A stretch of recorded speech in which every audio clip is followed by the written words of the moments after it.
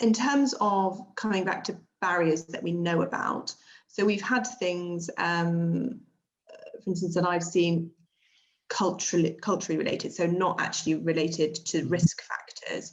So what of those have we identified? One I'm thinking of, for instance, where there was a concern over the amount of ethanol, i.e. alcohol, in a vaccine. Yeah. I don't know, it was equated to the same as in a slice of bread or something. But any of those sorts of things that we can bring up and just address that are not risk associated, but may have a culture association. So there's probably quite a few. But again, so my starting point would be speak to people who you trust. Speak to people who you would take advice from on all sorts of matters. I think your GP is a very good source of advice and information, the NHS website itself.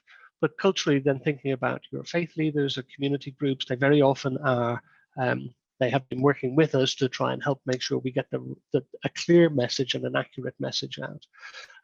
So there are some groups, for example, who are concerned about some vaccines have had a porcine or a pork element in their development. For those faith groups where that would be something that they wouldn't be able to engage with, I can absolutely be clear there is no pork or no porcine element, animal products involved in the vaccine that we are administering at the moment. For other groups, some of our Black and Asian minority ethnic communities, they have a different attitude to government and central control, in that there sometimes is mistrust with government agencies or government bodies. For me, again, I think it is about talk within your local community, talk within your local faith groups and your community groups, go to places for some trusted advice.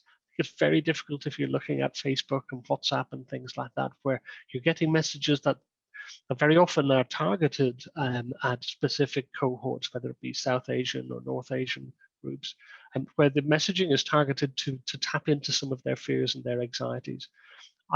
For me, I would say think about where you're getting your trusted advice and your sources of information from. The NHS website is a fantastic repository of data, absolutely accurate, very up to date. To make sure that you're looking and listening to those. There's lots of social media giving the balance to the message that we're talking about here. I think also there's a role for all of us about how we role model and how we talk about what our own views are. So I know that we have been working with local authority colleagues and others to ensure that people who are representative of their community are talking about the vaccine. I'm white and I'm Irish.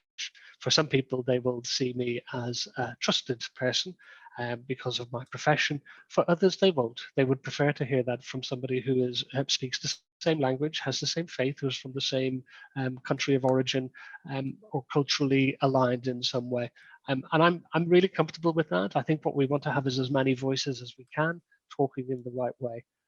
This is a respectful process. We recognize that for some people, they will take all of the information and make their own choice about that.